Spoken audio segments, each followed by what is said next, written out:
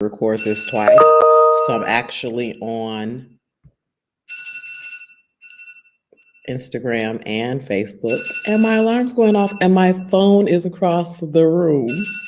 Just pretend like you're not looking at an empty box for like 2 seconds, okay?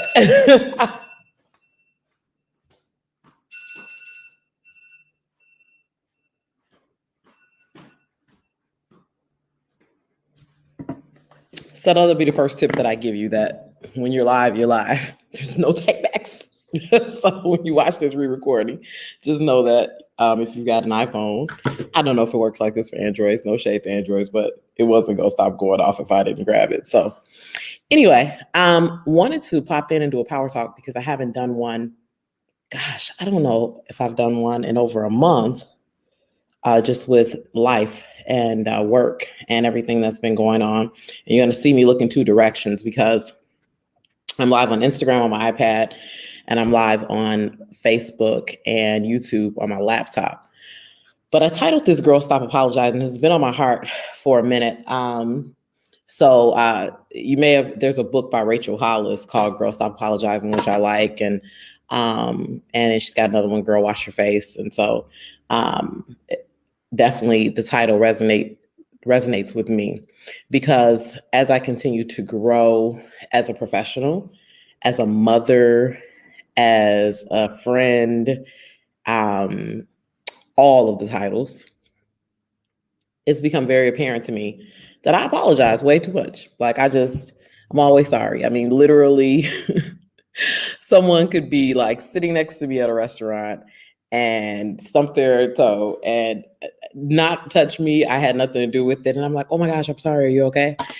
And I realized that I've always been like that. You know, I'm approaching 45 soon, and this isn't a new phenomenon for me. This is just something that is inherently a part of me. And so I have been on this journey. If you watch me live, or if you have followed my journey, you may remember in January, I called this the year of imperfection. And as a recovering perfectionist, I realized that I really needed to shift some things this year around expectations of myself, of other people. And not to say that I'm not going to continue to do things in excellence or to give my best to any and everything, but also this whole idea of things being perfect is just something that is unnecessary pressure we put on ourselves. I think that we especially put it on ourselves. Well, I especially put it on myself. One of the reasons is because I'm a Black woman in business. I'm a Black woman that owns her own business. And so just based on the history of this country, just based on how business tends to work, based on my time in corporate America, I know how fleeting contracts, clients, your brand reputation can be, and how you have to keep those things front of mind and be very strategic, very integrative, and very purposeful and intentional with everything that you do. But even with that said, you can do all of those things. You can have all the right intentions. You can execute in excellence.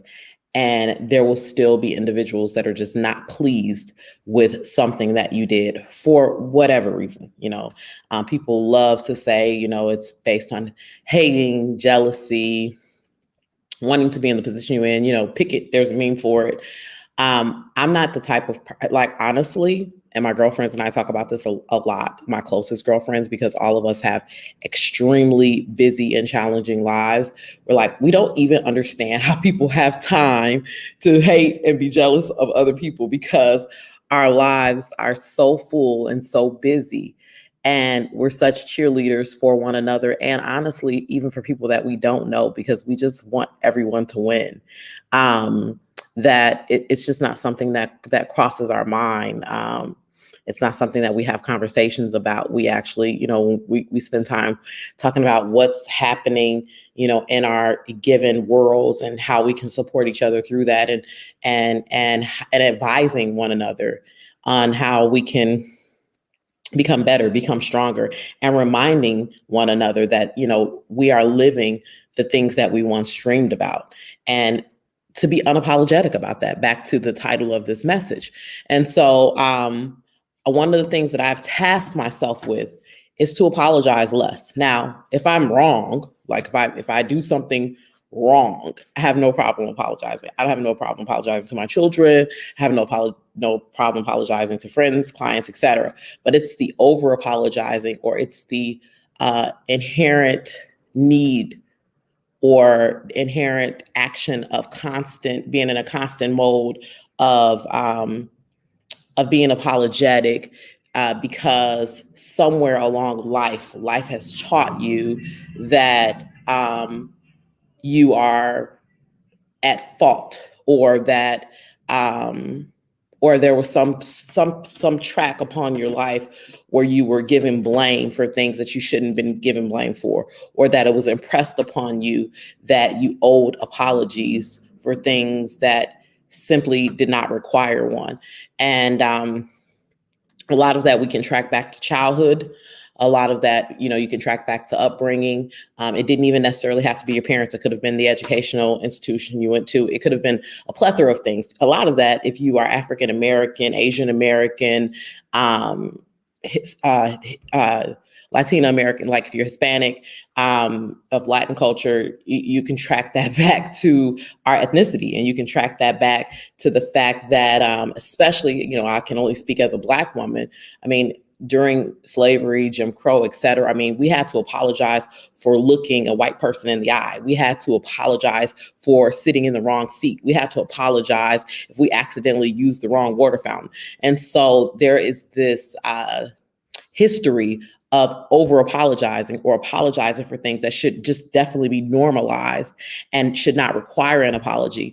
And I love the book Post-Traumatic Slavery Syndrome. And I think that the residue of that is on so many of us as minorities. And then as Black women, I always say we carry the double burden of being Black and a woman in this country, in this world. And so microaggression is real. If you're not familiar with it, I recommend you Google it.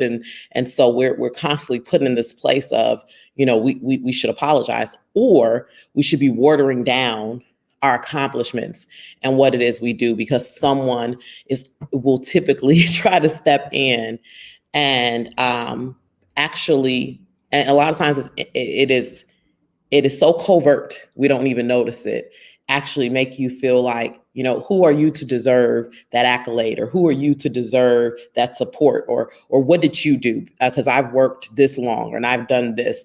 And, those things are done through assumptions, because honestly, most people have no idea how long it took you to get to wherever you are. We have to learn to take up our own very own space we're designed to own. We have to unlearn feeling like we're in the, amen. We do have to we have to unlearn feeling like we're in the way. I love that. My mentor, John Haynes, is here with me. And that has a lot to do with it too. We have been taught that, if I got this opportunity, or if I was chosen to be out front, then I stood in the way of someone else having that. And the thing is for me in particular, I think of every platform, every opportunity, every moment that I'm able to stand out front.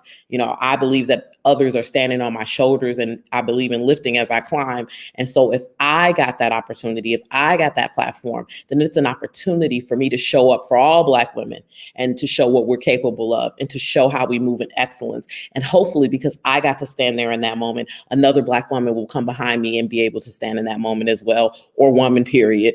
And so that's my perspective. But unfortunately, that's not always the perspective, because we still live in this world where people have a poverty mindset. And a lot of times we associate that just to money. But a poverty mindset, poverty is about lack. And so it could be a lack of opportunities. It could be a lack of access. It could be a lack of the right network. It can be a lack of positioning.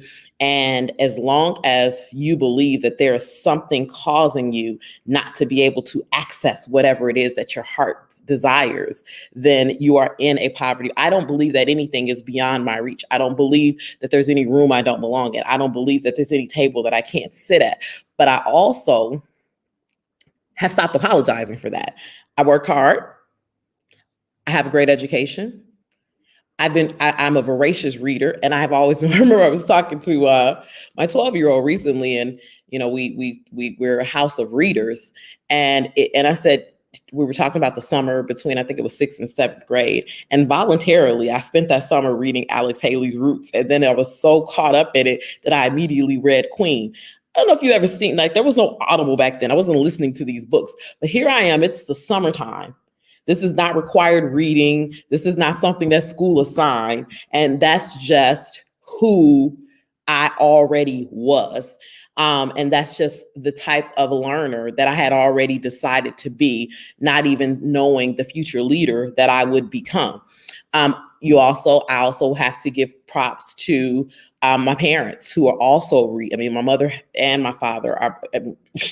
I don't think that there's ever been a day in their life that I haven't seen them pick up a book, a trade magazine, studying something that is relevant. And even in the morning, we have this routine in my house, as I'm combing my daughter's hair for school in the morning.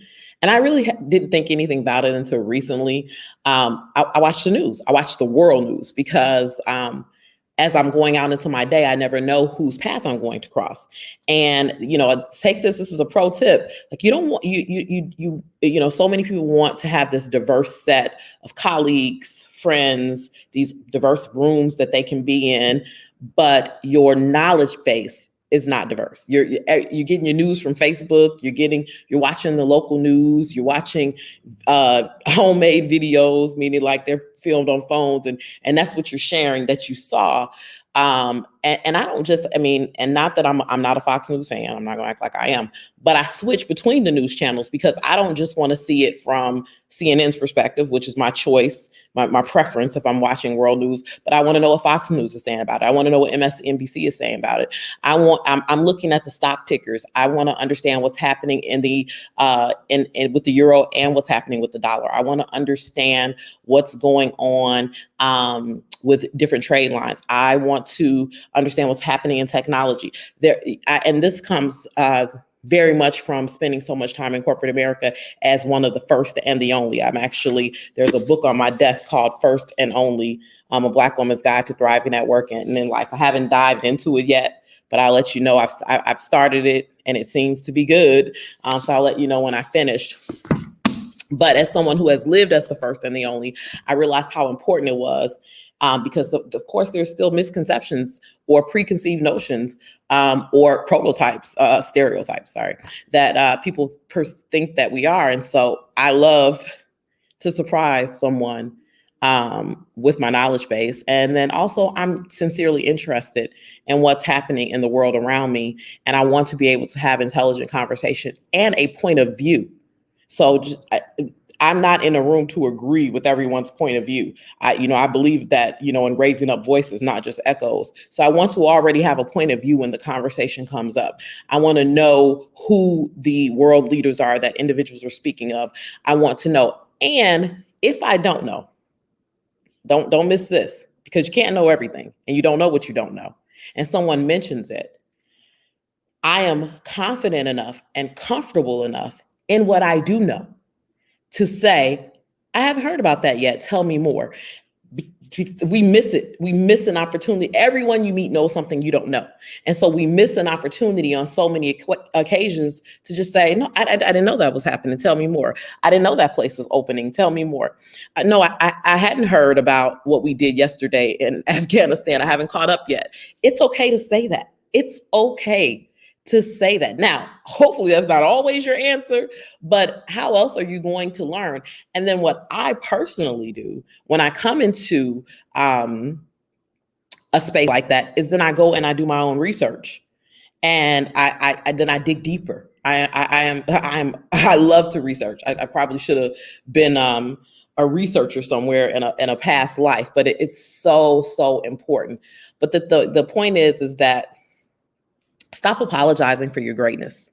Stop apologizing for your accomplishments. Stop watering down or dimming your light because it's shining too bright in other people's eyes. They need to buy some sunglasses, or they need to understand how it feels. I love to be I love when I'm in a Caribbean atmosphere or on a beach. I don't care if it's Martha's Vineyard, Virginia Beach, St. Martin, Anguilla, wherever. Yeah, look, you name a beach, I've tried to be there or I've been there. I bask in the sun. I bask in the sun. And right now I'm just thinking about that in a metaphoric sense of how much I love to bask in the sun. And how there is a natural light that illuminates from the inside of me, and that I am no longer apologizing for that, because I know that I have humility. I know that I I am very blessed to be in the spaces that I'm in. I know what I bring to the table. Yes, yes, and I love that Marianne Williamson quote. Yeah, like yes, yes, yes, yes, yes. And A Call to Love. Read the book. Everybody think that's a Nelson Mandela quote. He so eloquently used her words, but yes, Marianne Wilson is the creator of those words. And so I had and at this point and stage in life, I've earned it. And here's the other piece: if you are surrounded by people who are constantly requiring or making you feel like you owe them an apology for your greatness, those aren't your people. And it says more about them and the insecurities. I love that quote, that rudeness is a weak person's imitation at strength, because strong people don't require, or even, I don't even, my girls, and my girls are bad. They some bad leaders. I mean, I'm talking like, if you my girl, you know who you are. Like, y'all bad. Y'all some bad women. And so, there's not a need to apologize. And if for some reason I see them apologizing, I'm like, what are you apologizing for? But here's the kicker, because I have such a diverse friend group. And I'll say it right now. My white girlfriends, my white executive girlfriends, I probably hear them apologize the least. And not to say that, that there's ego or anything involved in that, but it's just going back to what I talked about of the history of minorities and how we're made to feel when we're able to be in certain rooms versus being raised to know, like, you're supposed to be in this room. And yes, we want a state of confident humility versus false humility. That's a whole nother conversation we could have, John, because and even in the Black community, to me, that's one of the things that the church has perpetuated, is this sense of false humility that we're required to walk around with, especially as women. And it's like it's like, oh no, I'm not. I'm sorry for being so great. No, I shouldn't be smart. Yes, you should. Like, it's like, girl, stop apologizing. Like what I call this, and to the gentleman watching, stop apologizing. Stop apologizing for your greatness. Stop apologizing for your positions that you've earned. Stop apologizing for your success. Stop apologizing. So many layers of mind talk, because you never know what perspective you're being judged through. But this is what I found. Those that look judge, that typically I like judge, and I'm not talking about constructive criticism. I'm not talking about what John Haynes does for me when he holds me accountable and when he is requiring that I walk in my greatness as my executive coach, as my mentor. But I'm talking about those that are typically the ones judging. I always analogize it to, watching professional sports. I mean, we'll watch the Packers, we'll watch LeBron, we'll watch, as fans, it's like, oh, he should have hit a triple double. Now, y'all know I don't know sports like that, but I'm going to pretend. Or, oh, he should have ran the ball, and oh, he shouldn't have passed it. And it's like, yo, you couldn't even get on the field. Like, you couldn't even get on the field. You wouldn't have even made it through the combine if it's football. You wouldn't have even made it to AAU if it's, basketball, track. Oh, they should have, she should have had this for, like, who are you to judge?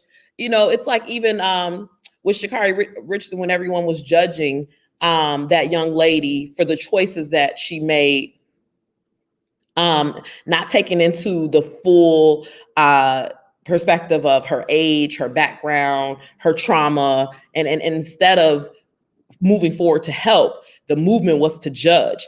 And it's like, at the end of the day, even under the influence of whatever she was under the influence of, she still broke a world record. And here you are judging and you can't run to the corner store. Like, I don't understand, we live in this world of, because of social media, because everyone can have a platform of people who like are judging. And it's like, you couldn't even do it. You couldn't even coach it. You couldn't even fathom, I was sitting and I was watching, recently I got to go to Lambeau Field. That's where the Green Bay Packers play, for anybody watching outside of Wisconsin that's not familiar with football. And I got to go to their Hall of Fame ceremony, and Woodson and Al Harris got inducted, and LeRoy Butler got an award for the Lambeau Leap, him and Robert Brooks, and do some research. These are really great football players.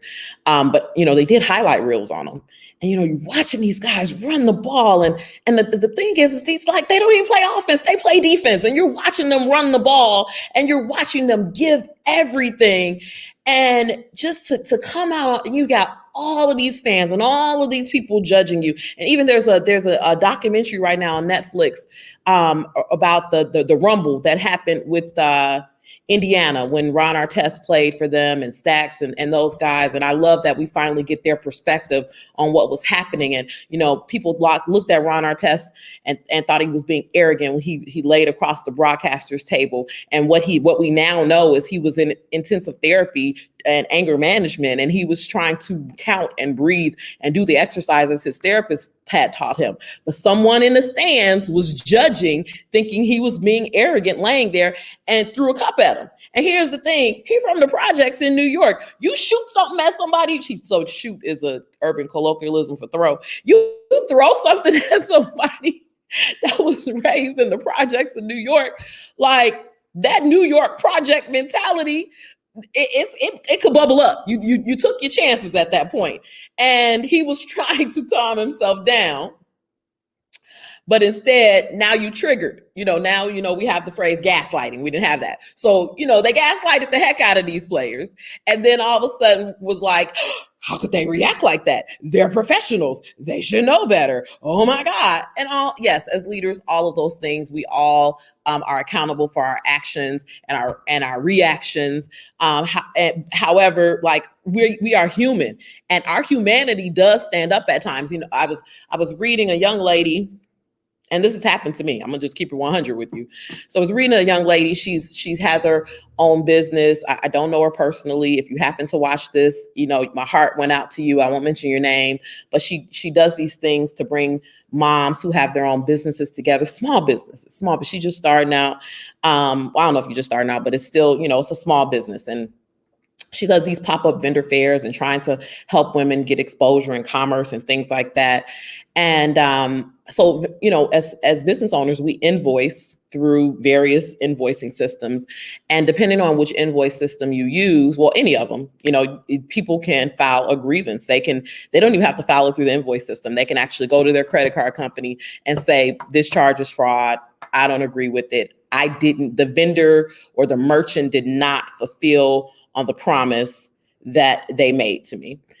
And I've had it happen to myself and to clients where individuals will come to an event, eat the food, spend the whole weekend, take pictures, enjoy the entertainment, the speakers that have been paid thousands of dollars plus their travel to be there, and then file a reversal on the charges to get the money back after they have and the sad thing is, typically I see this in a black business situation, that it is typically African Americans doing it to other African Americans. Now, if someone is fraudulently misusing your funds, if they have made a promise that they did not fulfill on, okay. However, we all take risk, hopefully calculated risk, as business owners. If, I don't win unless I'm speaking, but if you take a chance to be a vendor, you're taking a risk. You're taking it. No one may buy. They may not buy anything. If you go to an event, you're taking a chance that the event is going to be exactly what you thought your soul needed, or it may be a dud. I have paid for so many leadership conferences, flown out, and been like, well, that was underwhelming. You're not filing a grievance against, I'm pointing at my television, you're not filing a grievance against the cable company or against stars. I saw some people talking about the season finale of Raising Kanan, or look, we all talked about Manifest getting canceled. We're not filing grievances against the television networks because we don't know how the show ended, yet we do this to people where these dollars matter the most. Where these, like, you're filing that $100, that $500, that $400. I mean, like, those things mean so much to someone who is building their brand, building their business. And and it is unconscionable to me that we would do that to one another, especially, like I said, when work has been done or you got to benefit from being in the space. And a lot of times people miss this. You may not have made $1 in that space, but if you worked your table right, and I'm talking about vending, then you hopefully gain some exposure. My son works for me as a graphic designer, as a photographer, as a sound and video engineer. Went to college for those things, trained in those things. But even before that, in high school AP classes, he was the kid at 12 years old, like, why did you take your MacBook apart? And he like, because I wanted to see if I could put it back together. Now, I wanted to strangle him back then, but I now know that was his genius at work. So even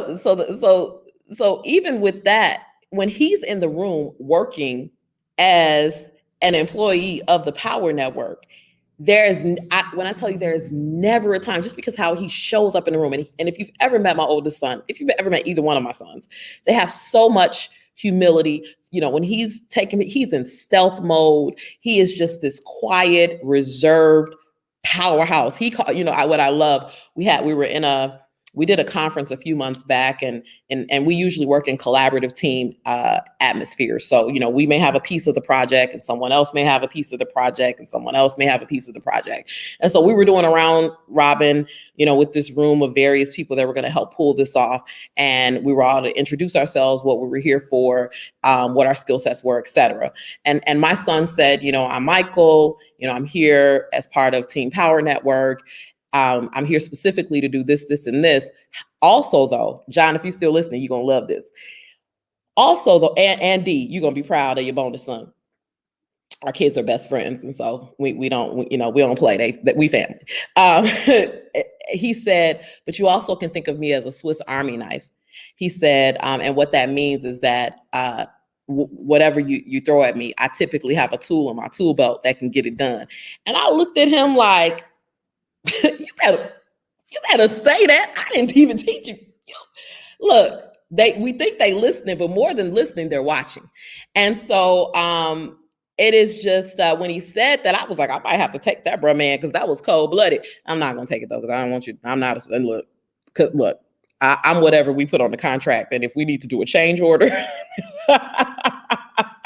So, I need to give them that, you don't want people to think they can throw you wherever. And then also it's important to, that your core competencies, your strength, that goes back to that stop apologizing and the fact that there's room for all of us. If I stick to my core competencies, you stick to your core competencies, and we all stick to our lane, then what that does, today I had the honor and privilege, and it's not just today. I have the honor and privilege of being a part of this team through the opening. So in Milwaukee, we have something called America's Black Holocaust Museum. And for those that are not familiar, it was started by Dr. James Cameron in the 80s. And what inspired him to do this is at 16, he and two of his friends were accused of murder. And based on what I've researched and what he shared, his friends did commit the murder. However, he was not a part of it. They told him, let's go for a ride. He didn't want to be a part of it. Could happen to any of our kids. Please, God, don't let it happen to mine. And so, of course, this was in 1930, when we lived in a world, we still live in a world, but where it was just the racial injustice was even more. I always say the lynching, the racial injustice, the killings aren't new. The cameras are. And so, but this was actually photographed. And so his two friends were lynched, and it's one of the most famous pictures of a lynching. It's actually the picture that inspired the poem Strange Fruit, that eventually inspired the song made famous by Billie Holiday, Strange Fruit. And so, they lynched those two young men, and they died.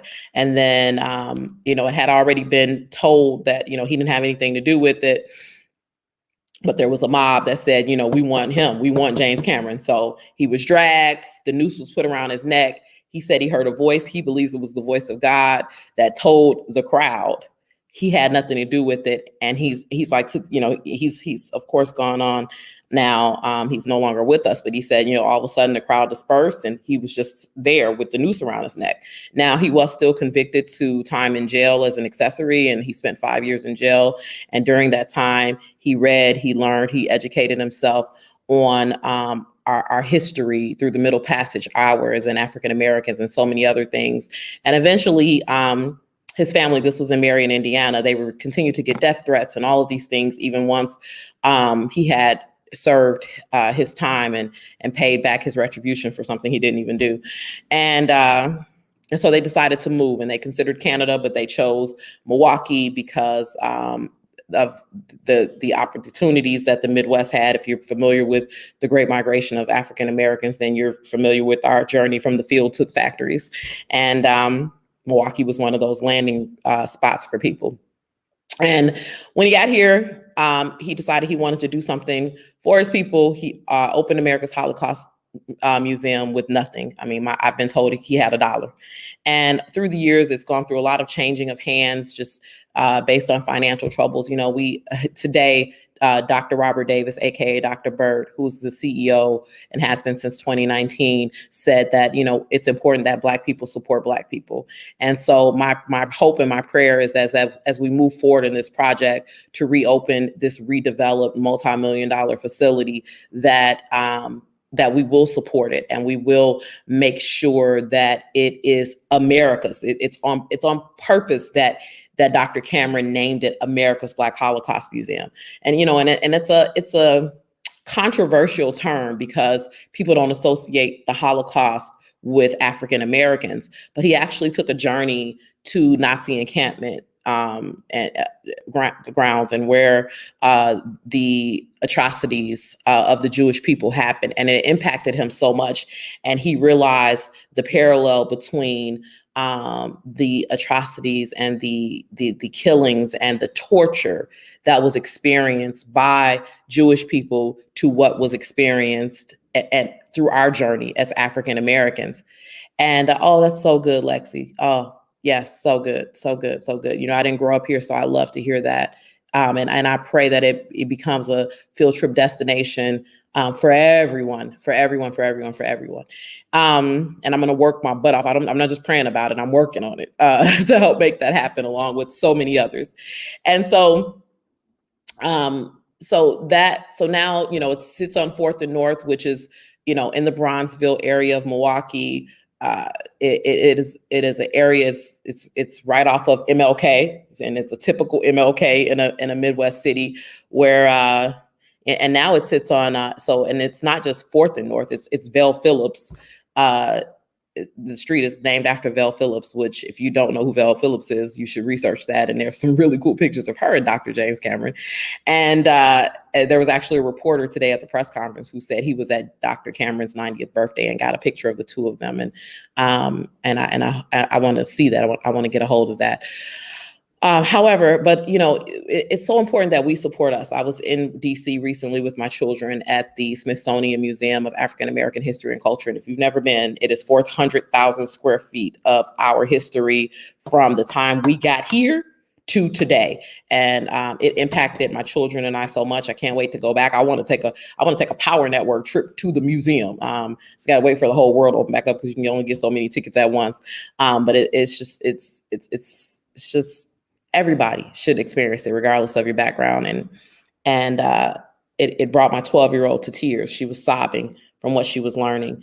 And so back to Dr. Cameron. survived the lynching, opened this museum. His legacy continues, and it'll reopen on February 25th, 2022, which that date was picked because it would be his 108th birthday. And so was excited to be a part of that press conference today, excited to help execute that press conference today, along with several other consulting firms, the executive team of America's Black Holocaust Museum, the board of America's Black Holocaust Museum, the elected officials of that neighborhood, and so many other supporters. Kudos if Melissa Allen is out there watching this. You may know her as Melissa Goins.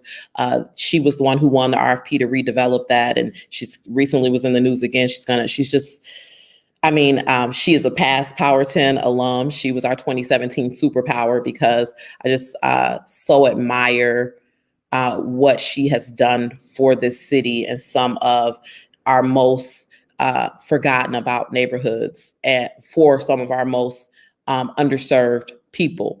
And so anyway, it's so important that we as Black people support Black people. And so I hope that you guys will all get out and support the museum and bring your children. And if you are an educator, even if you're an educator in Chicago, Gabby, I see you're on here from Dallas. Dina, I saw you pop in from Chicago. I know you're a high school teacher. It is something we're just from Chicago. We're just an hour and 45-minute train ride away. What a great day for your students. Gabrielle, I appreciate how much you come here from Dallas. So definitely I will take you to tour the museum the next time you're here when it's open. And so it's just so important. Representation matters. Us having pride in our history and our future matters. Us preserving our past while embracing our future matters. And us being unapologetically great, unapologetically Black. We can't change how we got here. We can't change the history of our people. However, we can embrace the future by creating places, spaces, having brave conversations, and working on ourselves and dealing with the trauma that was caused through that, through the separation of our families and all of those different things to be better. And so, girl, stop apologizing. I'm gonna keep going back to that. So I have a new, I've got a new, so behind me, my son said I'm running out of spaces. I got shelves and things, and I got plaques and degrees and things like that, and I'm thankful for them all. But last week, you guys, look, I haven't went live since this happened. Last week, the mayor of Milwaukee proclaimed September 19th as Power Network Day. Y'all, when I was on the L, if you don't know what the L is, if you're from Chicago, you know what the L is. When I was on the L, living off 79th and the Dan Ryan in Chicago, I could not have ever imagined that you see Power Network behind me, that a company that I created, that I birthed, I call my kids the fourth heartbeat. The Power Network is my fifth heartbeat. So the fifth heartbeat has a name, has a day named after it, just based on hard work, based on the determination, grit, and dedication of being of service to others. But I brought that up not just to be like, hey, because I do want to be like, hey, but I brought that up because there were a lot of people, more people were proud of me than not. So let's first start there, because so many times, so the negative voices can get so loud that we forget that they are very few in numbers compared to the positive ones. But the impact of what they're saying can carry a heavier weight. Right here, the other side, this is a gubernatorial proclamation we got last year from the governor of the state of Wisconsin. And so, and these are things that my children get to witness. They've gotten to witness me build something brick by brick, and for it to be acknowledged. And I found myself apologizing to people for the acknowledgement or playing it down like, oh, they give those out, like it wasn't a big deal. It's a big deal. It is a big deal. My company is 5 years old. I started it by myself. Thank God for help. Thank God for partners. Thank God for subcontractors, for contractors, for family, for everyone, for coaches, for everyone. But like, that's the other thing. Like, I didn't even know how to take it in. Like, in that moment, I didn't even feel like I should take it in by myself, and to even say like, yeah, because it's, again, this sense of, I didn't feel a sense of confident humility in that moment. I felt like it was required for me to have a sense of false humility in that moment, because as Black women, if we're too excited, or if we like, I always think about, and look, I'm gonna do this TikTok one day. So when Snoop Doggy Dogg got his star on the Walk of Fame, and if you're on TikTok, you probably seen this. When he gave his acceptance speech, he said, "I would like to thank myself." For, I don't know it line by line, but he's like, for all my hard work, for all my sleepless nights, for all the hours I put in the studio, for believing in myself when nobody else believed. And you get the gist of it. And it's like, you watch it and people use it, and it's like, it's funny. But like, at the end of the day, when I'm up at 2 a.m, or when I'm answering texts in the middle of the night, or when I'm running around like by myself to get things done, because as the leader, like, the responsibility is ultimately yours. No one can believe in, support, push your brand forward faster, harder. Nobody should be going harder in the paint than you for what it is that you have been birthed to do. And so, at the end of the day, like, it really is like, you, of course, hire experts, partner with experts. If you could do it alone, your dream's not big enough. All those things are true. However, at the end of the day, it rises and falls on you, and it rises and falls on what you are willing to do, but also what you are willing not to do, what sacrifices you're willing to make, and what you're willing to do. And so I found myself, when I was in that position of getting that proclamation last weekend, of feeling like, I don't want to act too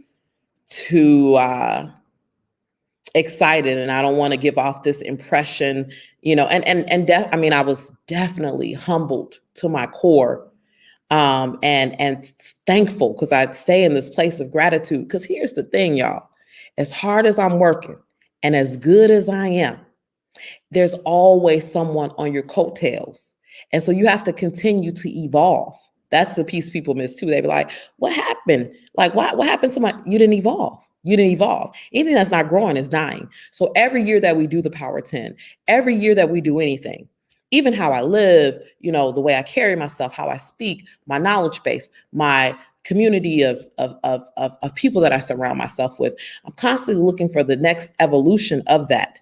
And because anything that's not growing is dying. Even water will become contaminated if it sits still for too long.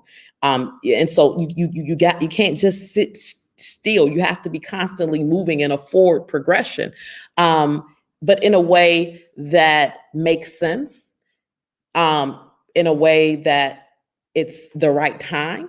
And when I say that, because it's like having a baby is never a good time, never right time, and what I mean is like, when you're actually ready, and when you actually can fulfill on the promises and the commitments and the work that you say that's what you do. And so make sure, because you don't want to overpromise and underdeliver.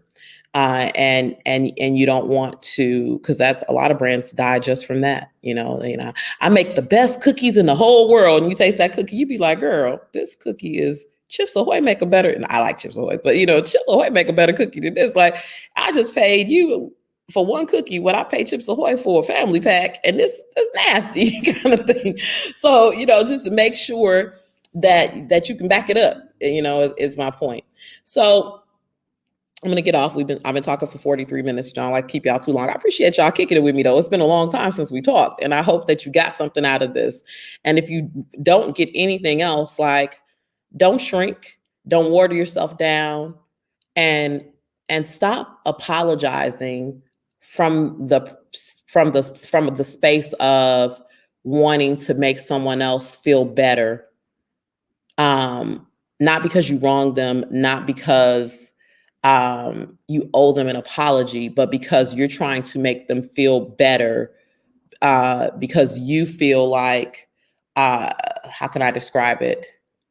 because there's something inherently in you that is carrying the weight of something that is not yours to carry. That's really what it comes down to. You have no reason to apologize. You didn't do anything wrong. A lot of times we apologize to people whose behavior is just straight up unacceptable. And I get it. I do it as a leader. You want to keep the peace. You want to preserve your brand, and all of those things. But we apologize in way too much. What you say, John? How insanely insane is it that we try to subdue the deserving joy of the Lord in us because of the pressure to remain calm? We should stop. Yes, and it is. It is torture and abuse. It is not self-love. It is not self-love. It is not the humility in which we think it is. It is not us showing up as our best self. It is us focusing on placating and stroking the ego of someone else that no matter how many apologies we give them, in most cases, they're never going to be happy and they're never going to be satisfied because happiness is an inside job and they don't internally have that happiness mechanism. And really what it is too, especially for someone who will try to snatch your joy in a moment that should be a celebration. It is one of the most selfish things that can happen. It's like we don't want to allow one another to have our moment to shine, and and that's so important. I'll mention my ex-husband, my son's father. He did me a solid when we were married, and I didn't even realize it was a solid. But he's a pretty confident fellow, and it was after working with Oprah for the first time. Wait, I'm pointing the wrong way. There's a picture of she and I behind me. Look, it's hard to point and look at the camera because you'd be backwards. And and when we took the picture, of course, me being me, because I'm this all-inclusive person, and he had nothing to do with it, but he was there with me. I'm like, get in the picture. And he said to me, no, this is your moment. And I will, and guess what? And now I got this picture of Oprah and I. When you Google me, it pop up. And what if he wasn't the confident man that he is to say, no, this is your moment.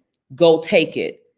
Now I'll have a picture of me, Oprah, and my ex-husband, or be trying to find somebody to Photoshop him out of it. And so I will forever, besides our kids, I will forever be thankful for him being the type of person that was willing to stand back and beam in pride in moments like that. Now, if y'all know him, we cool, and I now this aside, we cool, we co-parent well. I'm not, this is not like some loving homage to him or whatever. We I don't even consider us friends. I consider us parents. And he's married and I'm happy for him. And so this is not that. This is just a story to confirm that when people truly love you and they support you, then they are, I am constantly, even, when I'm doing the Power 10, if you've ever watched me do it, when it's time for the honorees to come up and say their remarks, I try to get out of the shot and I try to move because it's not about me. This is their moment. This is the whole point is for them to have a moment. Not that these women don't have so many moments, but this is their moment. And here's the thing about confident individuals. I'm fine sitting in the back. I'm fine never being on camera. I'm fine being off to the side because I have had, and I know I will continue to have, so many moments that I don't need to tap in on the shine. Again, acknowledgement is appreciated. So it's always great to be acknowledged for your work. But I am fine. My son laughs, but now he gets it. Now that he's older and we work together, people are, I'll try to partner with individuals and hire them as subcontractors. It's kind of the name of the game when you're in consulting, especially when I'm a small business for all intents and purposes. I don't have this large staff. And so I use a lot of subcontractors to pull together the proposals that I pull together and to execute the work in which I execute. And, I'll have some younger professionals and sometimes older professionals that are just like not with the subcontract agreement situation because they want the light. They want to shine. They want to be out front. Never talk to the client. Client would have never approached them. Client don't know, but and so for me, it's like saying the power network is appreciated. But it's like what I said earlier about whenever my son's in the room, as an employee of the Power Network, how he's always pulled about doing independent contract work, because when you do good work, you're going to shine regardless. And so our favorite line in the house is, did the check clear? Because at the end of the day, this is business. And business is about commerce, and it's about money moving, and it's about transactions. And so as long as the check cleared, I'm okay.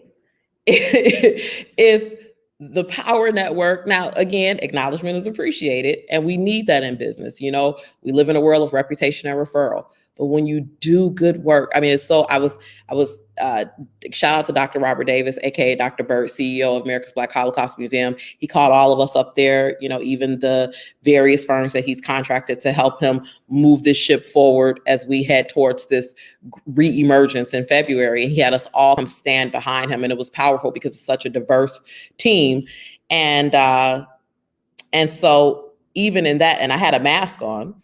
And as you guys, I can tell, if I recently, went back Black. So a lot of people in person are not recognizing me Black with my hair. I'm Black every day, no matter what here. And, people were in the comments like, I see you, Chantel. I know, and it's like, and so even in that, it's like people are going to know, and the press and people are, and it's like, you do good work, your light will shine. Your light will shine amongst men. You don't have to be out there now. I always say, like, toot your horn, let people know what you're doing, not to the point of ad nauseum and not from a place of egotism. But, as a marketer and as a brander, I'm always like, cultivate your narrative, tell your story. We live in a world of storytelling. It's so critical. It's so important that people don't know what you do or even what you're capable of if you don't do it. But I will also say, as someone who took her website down almost 2 years ago, I have a homepage. I have a page you can buy tickets. I have a page you can buy merch. But I took the in-depth website down with the intentions of rebuilding it, and have been so busy working for clients that I have not rebuilt it. Someone who doesn't have hundreds of thousands of followers on social media. I mean, we've got a good following, but not at all, because I'm so busy managing other people's pages. Someone who really shies away from press coverage for myself. I get called for individuals asking to interview me and to talk about the Power Network, who does not put out a press release for herself for the Power 10, because it's about the work. It's not about me. And I'm not saying John probably over there wincing, like, you better boss. That's what he called boss. You better get it together. But I'm saying all that to say, like, despite all of those things that I teach other people to do, and I'm not doing a great job for myself because I'm so busy doing it for other people. I'm not gonna apologize for that though, because I'm doing it to send my kids through school, and I'm doing it because I started this company to serve others. I'm a servant leader first, and so that being said, the phone still rings every single day with opportunities, most days, multiple opportunities. I was talking to someone, even with this contract for America's Black Holocaust Museum. There was an RFP process, and I had to submit, and there was a third party that chose, who won the various aspects of the contract. And I was vetted by the board, and a lot of the board, all of the board members are part of the community. And one of the board members who knew Dr. Cameron personally, and just his heart is in this space. Like it means more to him than just a building or just a museum. Like his heart is in this space, and I love the passion around it. He said to me, "So just so you know, I vetted you, and I didn't vet you the way they vetted you. I went to the streets and I asked the streets about you." He said, "And you know what? The streets said, oh, she's great." He said, "The street says she's great. Oh, if you have her, they're going to know they're gonna know. Like today with the way the press conference went off, from shout out to Delicious Bites who gave us some little hors d'oeuvres for everyone that was able to be in the space. We kept it very limited. Shout out to PowHER Media, who I was able to bring in to stream it because of the pandemic. We didn't want to overpack the space. Shout out to so many people. Shout out to my son who works for me, who was the photographer for today and was the graphic designer for the banner that stood behind. So if you watch the evening news tonight in Milwaukee, that's my baby's work. I'm so proud of him. And so the thing is that everything is about a guest experience. I call myself an event architect or an experience curator, because it's beyond event management. It's beyond coordination. It's about looking at this space and seeing it. Steve White, who is my favorite photographer, he did the highlight reel for the PowHER 10. If you haven't watched it, go back and watch that because he did his thing. And the beginning of it starts with me under the art. Shout out to Flourish Events and Decor, who helped turn my vision into something beyond what I could have imagined. He had me at the end of the event. He had me stand under that arch and kind of do like this as if I was welcoming people into the space. And it was the end. And I don't know why he had me doing that, but I trust Steve. Okay, you want me to stand there and do this? Okay. And he put that at the beginning where it looked like I was telling you to come on in. And one of his gifts is, to me, he can see the video walking in. And in less than 24 hours, you have the thing turned around and edited. But that's a gift. Like, he can see it walking. He doesn't miss a beat. And he sends you all the raw clips. Like, I've got so much footage and 300 pictures that I haven't even, I've posted a lot of them, but I haven't even posted them all. There are people that are so gifted. And Steve, thank you, because during the event, with any event, there's challenges, and what you hope is that the public doesn't see them. Just the background chaos. That's your job, just to be a chaos coordinator. But Steve, who I've worked with for years and who has watched me, build this, and who started taking my pictures when I was still in corporate America, he said, I'm proud of you. And if you know Steve, real humble, cool, cat, and just for him to walk past with his camera and just, say, hey, I'm proud of you, sis. It's those little things. It's those little things that are big things and that really matter. So here's the challenge. We'll end it with this because we're almost at an hour. Because I'm preaching to the choir, because I'm working on this every single day. I am no longer apologizing for showing up in my greatness. I am no longer apologizing to make someone else feel better about something that has nothing to do with me, or about feeling wronged when I know I did not wrong them. I am no longer apologizing for letting my light shine. I am no longer apologizing. And it's really a shift in phrase, if you have a meeting that runs over, or if you have, like, oh, I'm sorry, I'm late. And it's just like, this whole change of perspective of, thank you for your patience. My last meeting ran over. People say that all, it's like, that's the world we live in. But, it used to be like, oh, I'm so sorry. It's like, no, thank you for your patience. My last meeting ran over. And in matter of, and typically I'm the kind of person, I'm conscientious enough that I usually will have text you if I'm stuck on this Zoom meeting, or if it's like, I'm 3 minutes out, I'm 4 minutes out. Thank you for your patience. My last meeting. Just that whole change in how we show up and explain ourselves. And it's an exercise. It's not easy for me. Instead of, I apologize, I didn't call you back. It's like, as women, we apologize, especially we apologize for things other people don't apologize for. Other people do not apologize for. They explain themselves, and it is what it is. Like, we're grown, we're adults, and everything. Like, some things are definitely worthy of an apology, but some things are just not. And some people, it's not required. And I believe in therapy. You need therapy and Jesus. And my therapist, even, he said to me, like, I was talking to him about this, and he's like, you'll do it in here. You'll apologize for something so random.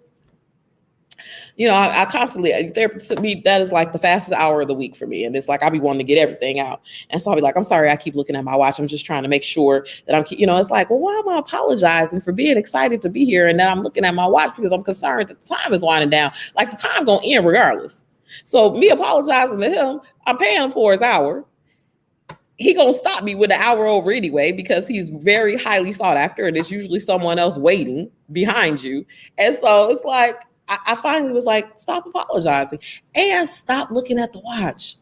Like just be in the moment. That's the other thing, being present where your feet are planted. And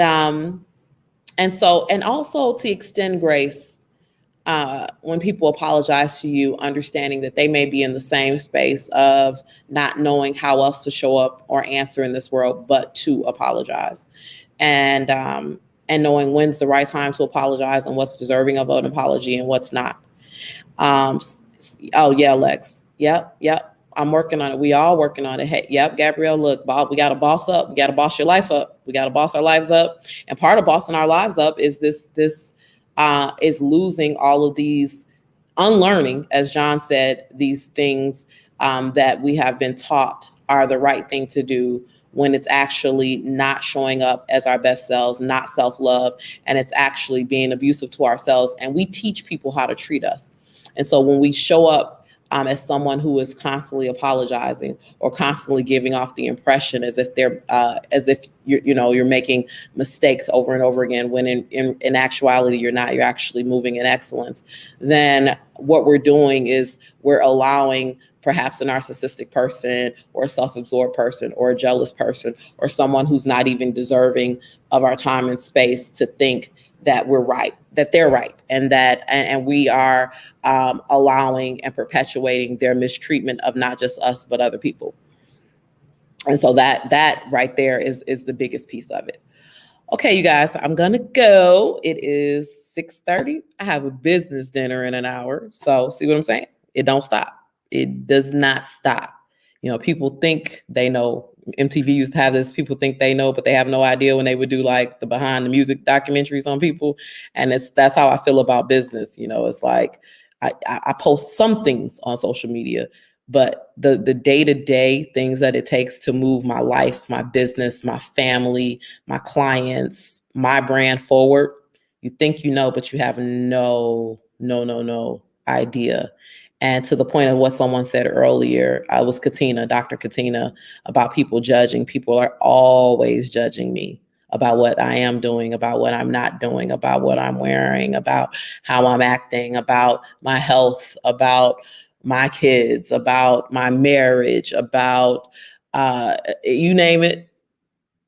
They judging me about it. And here's the thing, judge on, because guess what? The only person that has to live it is me. And at the end of the day, I own my truth. I own my authenticity, and I show up as authentically me. I don't approach anything with malicious intent. I'm not ever intentionally trying to hurt anyone. I'm human. I miss it. We all miss it. I do my best to fix it. If someone does not allow me to fix it, because for whatever reason, because they're not ready, because they've decided it's not worth fixing, then I have learned to live with that. And most importantly, I am learning to stop apologizing. And that's it. And that's all. Hello, Judge on. I'm the only one. Yes. Oh, thank you. That's it. That's it. I'm surprised and laughing sometimes, especially, so I was in the hospital. Look, I'm like a preacher today. I got a lot of closes. I just haven't talked to y'all. So I was in the hospital the week before the PowHER 10, ruptured my spleen. Don't know how. I just still think that's comical. Like, you usually have to have some type of blunt force trauma or something. It's not something that just happens, but it just happens to Sean. So I was in the hospital for a few days, was admitted, and then PowHER 10 was already planned, paid for, going. As soon as they told me that it was small enough that I didn't have to have surgery, I was like, cool, then I'm not, because I got some things that I'm committed to do. And this surgery would took me down for 4 to 6 weeks. So I had PowHER 10, I have client events, I have contracts, I have children. I have so much going on. And so, they told me what to do so it could heal.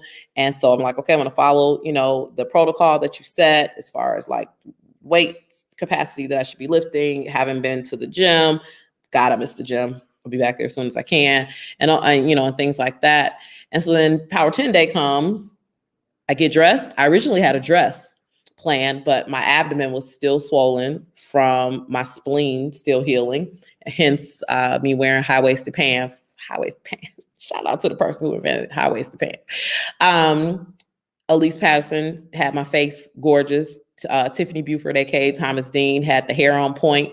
And honestly, and my doctor, Dr. Rosa McFarland, Black female doctor, private practice that I see here in Milwaukee, had me on the right medication that was able to take the edge off the pain, but also make sure that I was able to speak.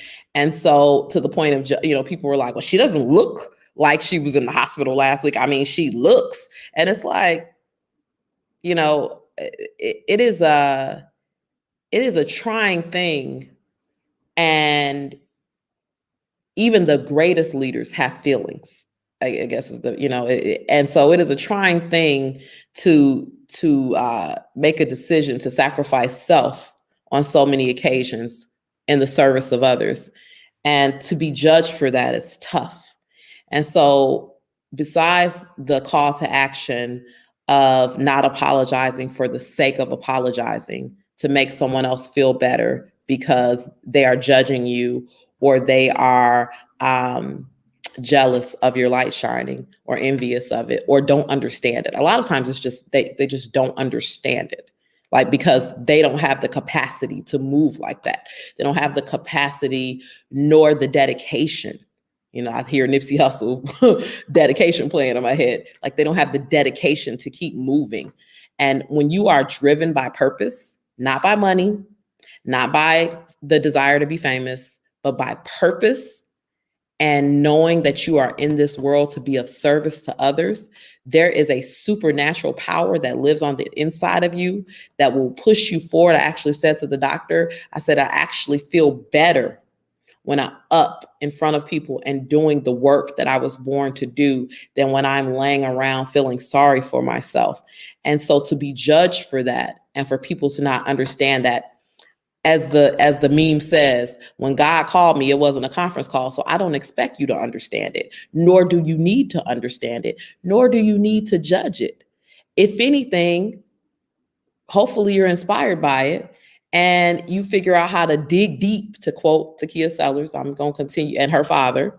Hopefully that you figure out how to dig deep within yourself to show up. Anybody can show up when life is good and when it's easy and when they're feeling 100%. But to show up when most people would not, to keep your word and to move forward in excellence, when you have every excuse not to, that's when you know that it's bigger than you. And that's when you know that you are moving in your genius zone. As Swiss Beats would say, I got to give all the people they shout outs for their quotes. And so when I'm in that zone, as he says, like Joe Namath said, it nothing hurts when you winning. When I'm winning, I might be injured right now, I might be hurting right now, but I'm winning. So we're gonna see this game all the way through to the end, and then we'll move on. All right, okay, you guys, I'm gonna go. Peace, love, power. I'm out. Share this if it says something to you. And I'm going to try to get back to doing more of these.